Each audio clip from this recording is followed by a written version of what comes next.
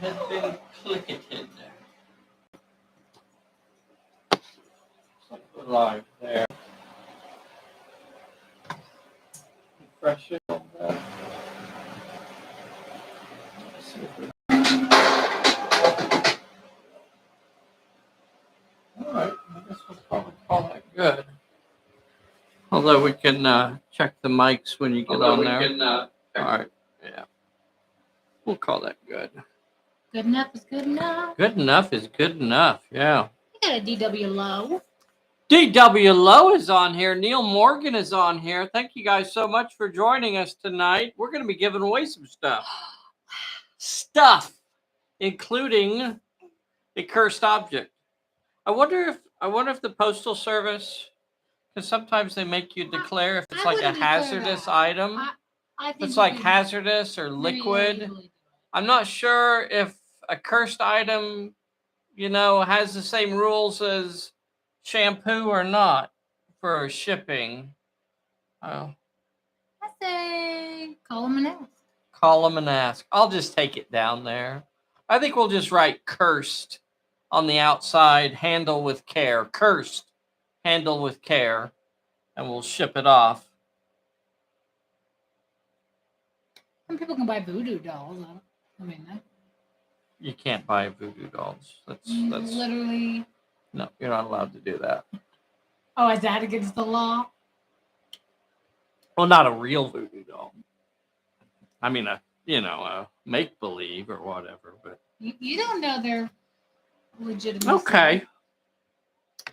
Let's see what we got going on here today. We will be going live officially in a little under 2 minutes. We got a Mac Daddy on here. Thank you so much for hitting that like button. We have a Mr. Idiot Luggage on here. Idiot to his friends, Mr. Luggage to his enemies. We got a Manny Marino. Manny, did you like the picture that I sent to you? I sent you a picture. Junebug. Did you guys see the video that I posted earlier today that had June in it?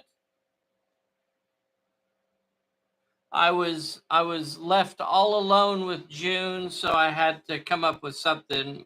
Max went off with Grandma, and Bessy was working, so there I was. I had to June, and I had to get my video done, and she wasn't wanting to settle down, so she actually got to just join me for the video. And boy, did she ever. You spit up once, you're labeled for life. She sees Daddy spit up all the time, so, just something that happens. We'll be going live officially here in a little under 1 minute. Let's see. Bri G is on here. Thank you so much. Good idea for the door swing. Yeah, thank you. I like it when the doors can open and close. I like that. I was trying to think recently whether or not I actually even use it though when we play. I mean, sometimes. Do we? Okay. I don't know. The games are like a blur to me. I hardly ever, really remember we don't them. open and close them anytime somebody goes in, but yeah. If you take the top out of something, you're like, oh, line of sight. You open the door. Show it. Yep. So we do have several questions to read. I think 4. So we'll be giving away some stickers. And one keychain tonight. One keychain to, if you were one of the folks that sent in a rules question, you will have your shot at getting a keychain. So there are 4 of you. If I get to reading all 4 questions, I guess I should say. Hey, it's 8:01. It's 8:01. Hey, everybody, this is Dave here at Pulp Alley, and I am with the world's most dangerous Bessy. And her dynamic sidekick, Baby June. Baby June. Pew, pew. She's getting all big-eyed now. She's looking around, checking things out. Did you want to put this on, or you can just leave it there? Or? Well, I figured I'd leave it there since she's wily. All right. I'm with you. If you gave me a hat, do you want a hat? Do you want a hat? You don't want to include me in the hats. It's fine. It's fine. I'm fine.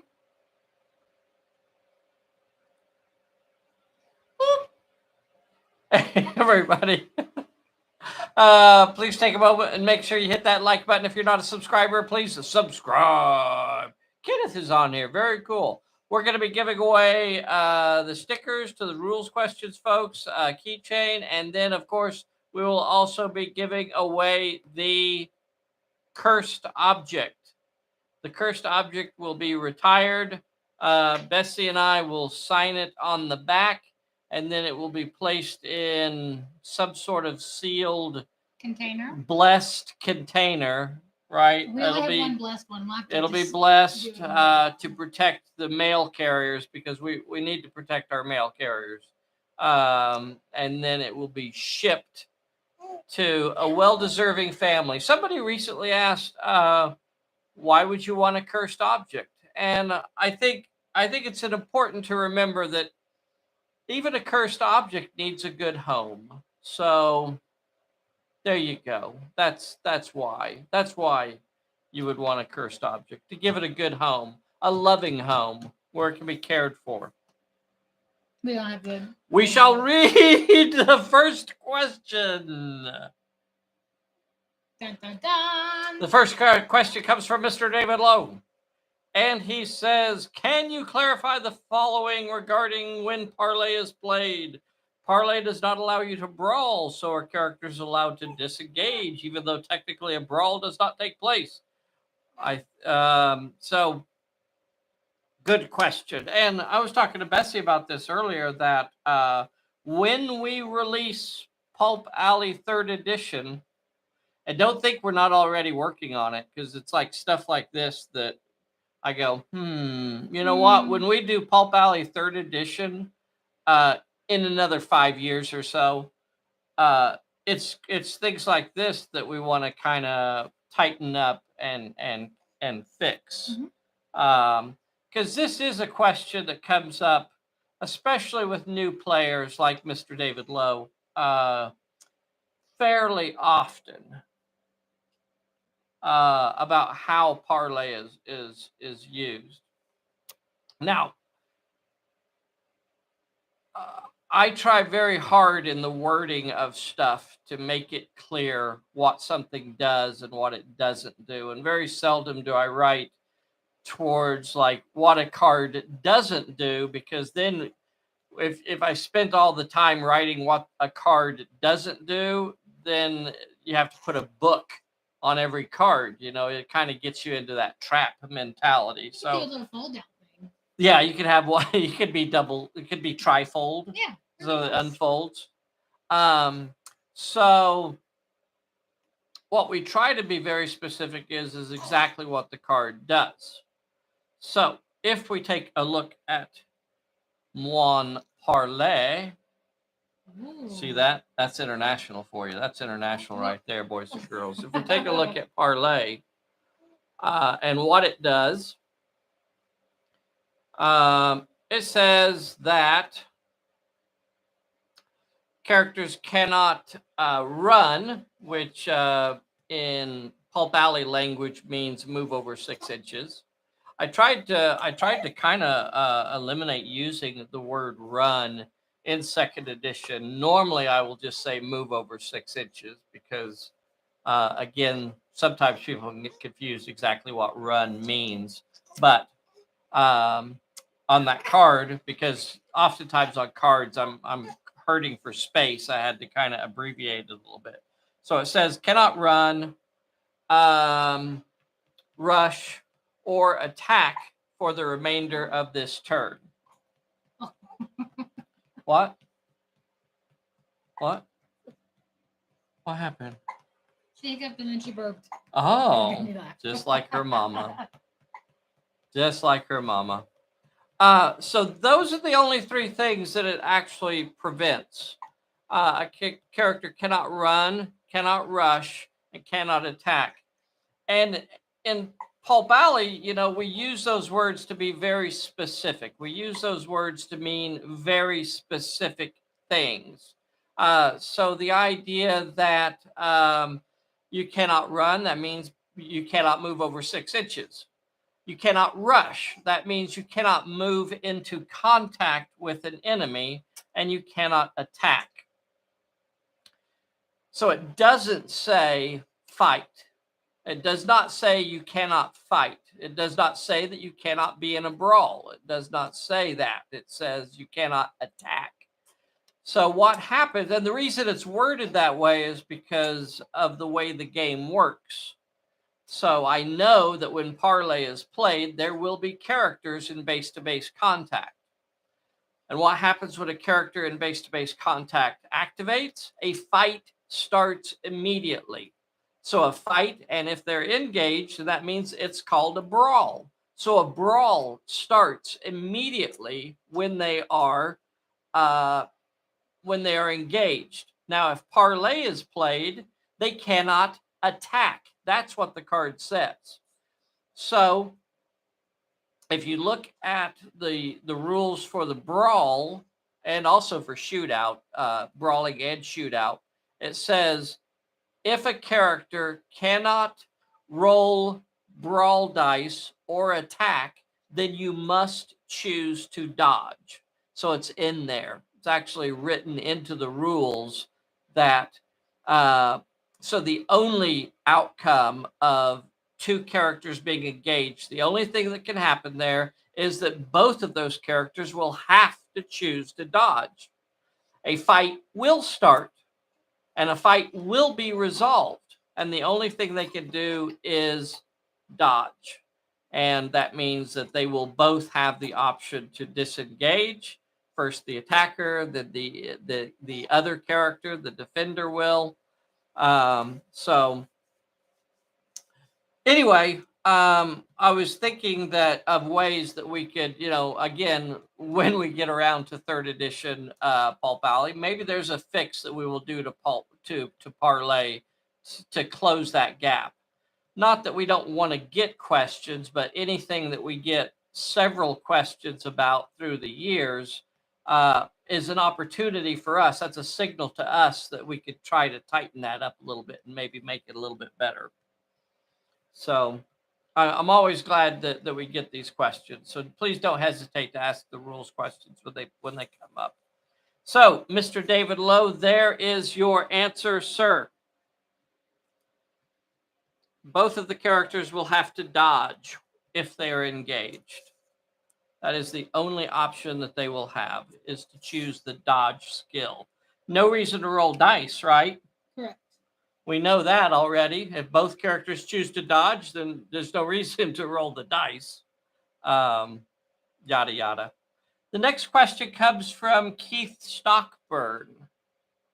Should I try and go through all these questions first? Is that what I should do? I got 4 of them. Yeah. Yeah. And then I guess we'll try and go through the questions first. And then we will give away Dave, I read your question live on the air. Caller, you're on the air. So please let me know if you want to throw it into the chat what sticker you would like. The stickers that are available this evening are white, black, and red. You know the drill. Make it happen, Captain. Okay. Keith Stockburn, I think he's up in the UK, gives us, his question says, can you give us a quick run through of the rules for adding perilous areas, please? This is one thing that's confused me most about Pulp Alley. Should there be a set amount per scenario? We have been randomly adding perilous areas such as drunken sailors and dogs having a wee. Or should we just be saying these trees are perilous, etc.? Keith, my man. This is one of those areas that don't allow it to confuse you. Just have fun with it. And it is one of those areas that is really up to the individual to decide how many perilous areas you want to include when you're setting up your table. Have fun with it, and just put out perilous areas. There's no real rule that says what you have to have or that you can't have any. The idea is that both of the players are setting up the table together. So together, you guys should decide, what you want out there. So if you want a lot of perilous areas, put them out there. If you don't want any perilous areas, don't put any out there. There is no rule about it. Other than if you are playing one of our set scenarios, our created scenarios, then those will tell you oftentimes how many perilous areas should be included. Frequently on the random events chart, there will be a result that will ask you to add another perilous area. So if you're doing your own scenarios, specifically like the 5 basic scenarios out of the book, you only get the perilous areas that it says for that scenario. And if you want to add some more, by all means add them. But it is a personal choice, and that's why we don't tell you how many to add, because we want you to do is what you want. I think that's an area that we could probably be a little more clear about. And I think that we're actually working on another book right now where we can kind of maybe help define some of those questions for the players as well. But always feel comfortable. It's not something that's in there to confuse you. It's in there to give you the freedom to do the perils that you want. The only thing that I would be cautious of would be adding too many perilous areas. If you've played any scenarios like Final Flight or something like that, where the whole table is perilous, it can really slow down the game and make it a much more difficult thing if the whole table is perilous, or or most of it is perilous. That could really make for a difficult game. Otherwise, put as many out there as you want. The truth is, most perilous areas are going to be avoided. So unless you're putting that perilous area around a plot point, most of the time, your drunk sailor or your weeing dog will just be avoided, and they should be. That's how they happen in the pulps. That's how they happen in the serials. You just go around that drunk sailor. You don't have to go up and mess with him unless, of course, he's sitting on top of a plot point. Then, what do you do with a drunken sailor? Keith, I don't believe is on here. Hey, look right there. There's a Vern. Vern, are we playing this weekend? I think we're playing this weekend. And I think we're going to be using. You had requested to use the optional weapons rules out of the book, so we'll be doing that as well. Don't know what the scenario is because I haven't got that far, but I do have to come up with something pretty quick. Yeah. Keith, I don't think is on here. Did Dave give me? Oh, he said red. All right, red it is. Eco Lion. Is Eco Lion on here? I don't think so. Okay. Eco Lion's question is, if there is a bat-caped crusader type character that wanted to swing from building to building or a building to another or jump, how would they swing over the perilous areas above the ground? Put him in a longboat till he's sober. Ah, very good. Thank you, Kenneth. Now we know what to do with the drunken sailor. I'll write that down. So early in the morning. Of course, most of those are just going to be, if you have a relatively close gap, I max it out around 3 inches or so that you want your characters to leap over. Then yeah, that's just a perilous move. And if you have a leader level character, and you want them to be good at that sort of thing, then put points into their action skills so that they're good at jumping over gaps. The other idea for this is to give them the winged ability. And I think that more accurately represents the whole thing.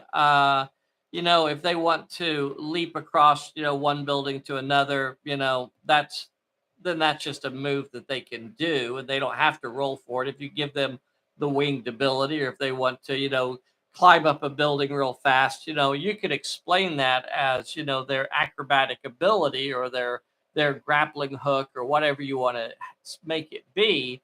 But probably selecting the wing ability would be appropriate for characters like Batman or Spider-Man and things like that. They're going to be swinging from building to building a lot.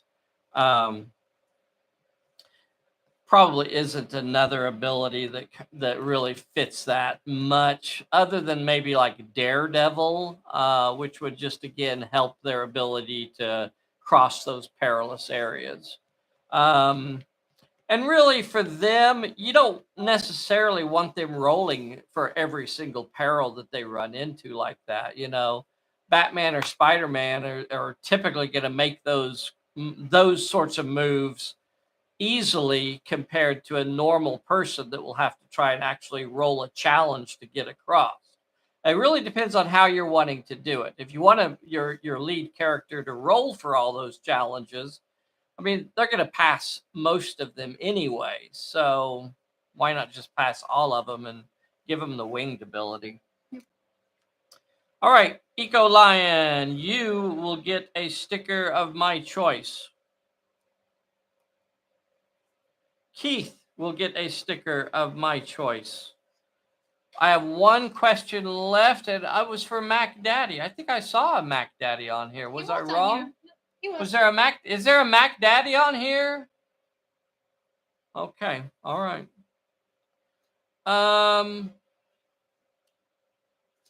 Let's see what this says here.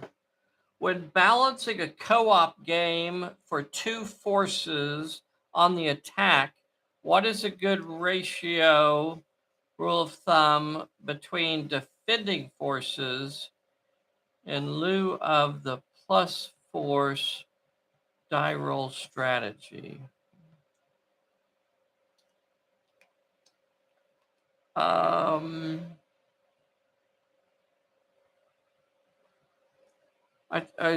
Is he talking about trying to balance the forces on the other side? I guess if you're wanting to do something like that where you're going to play with a friend and have two leagues working together, and on the other side you might just do two leagues of NPCs just to balance that out.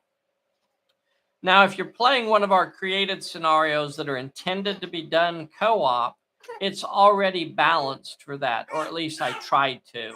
So frequently in those sorts of scenarios, there are going to be things that will occur based on the number of players or the number of player leagues.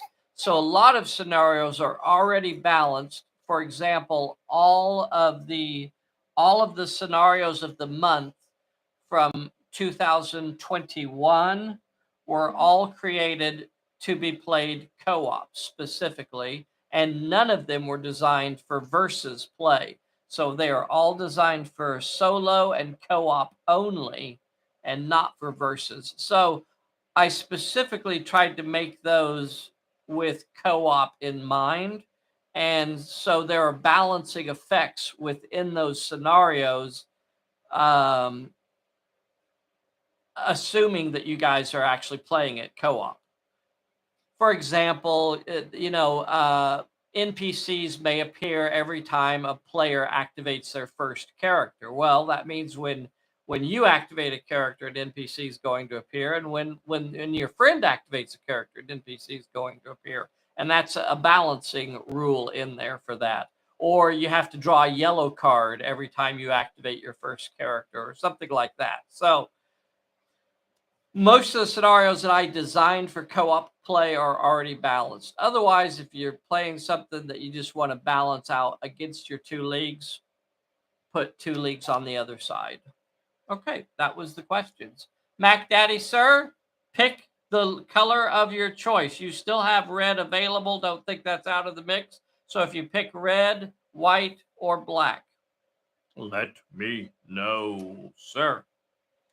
I hope that helped. If it, I answer these questions based on, almost my assumption of what you're asking. Sometimes I don't quite know exactly what your situation is. So if I get something wrong or not quite answering it, just let me know. So let's do a keychain. Can I do a Yeah, let's keychain? do it. Oh, we got to go fast here, boys and girls. This is it now. We only got a few minutes left. We have less than 8 minutes to go. And we're going to have to give away this cursed object. Are we going to spray it with the holy water before we send it out? Or that stuff ain't cheap, so I guess that's a no. Well, I would be very upset if I bought a specifically cursed item and you spray it with holy water. No, that's true. That's true. Crap. That's true. False That's advertising. True. That's true. But they're not buying it. If I ask for it, you're not buying it, cursed object. There's no exchange of currency. But if I wanted cursed, don't spray it with holy water. All right, keychain. Dun, dun, dun. I have 4 names here. I have a Mac Daddy, an Eco Lion, a Keith Stockbird, and a D.W. Lowe. I'm going to roll this D8 right here. I'm going to cut it in half. 1, 2 is David Lowe. 3, 4 is Keith Stockbird. 5, 6 is Eco Lion. 7, 8 is the Mackest of the Daddies. Here we go. Rolling it here. That thing. Mac Daddy, let me know the color of your sticker also, please. Here is the roll. Ba-bam! And the roll is a 1, 2. That's a D.W. Lowe. Yay! D.W. Lowe has a keychain. So he got the red sticker and the keychain. That. Who got the other keychain? I need to send these out. I know that I didn't send anything out this last week because I was just trying to save on postage. So if I was going to be sending like 2 things to the same person, I didn't want to send 2 packages. So, forgive my frugality. Is that a word? Is frugality? Sure. Frugality. Well, then you lost it. Oh, I lost it. Okay, let's do this one now. All right. Cursed. This may be the last roll that is ever rolled upon the cursed object. I have 8 names. I have 8 names on my list. Bessie, look at them. Look at my 8 names. All right. And I even have a number next to each name. Okay. So the number that I roll corresponds directly to a name on the list. Okay. Click it over. Should we put it out here? Oh, I don't think people can read that anyway. Okay. Here we go. Here we go. Here we go. Ba-bam! The cursed object is going to person number 3. Person number 3. Person number 3. Inappropriate name. Inappropriate name. Woo! You won. Inappropriate name.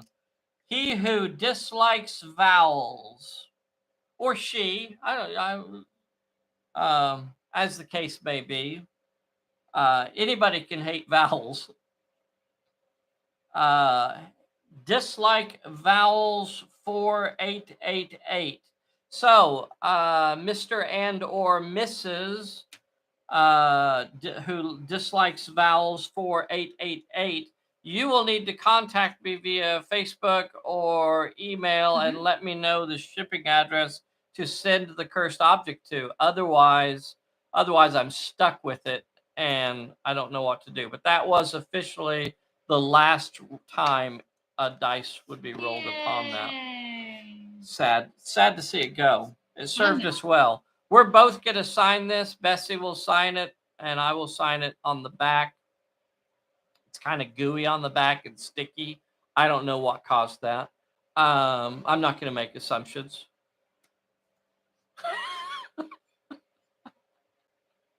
And that's it for tonight, everybody.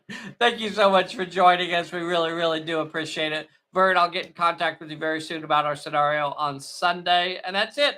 Yep. Roll credits. Wake up the orchestra. We'll see you on Thursday. Oh, we'll Sunday. do. Yeah. No, we'll do another Central. video. We'll do another video before that does the setup video though. Dun dun dun dun dun dun dun dun dun dun dun dun dun dun dun. Bye, June. Dun dun dun dun.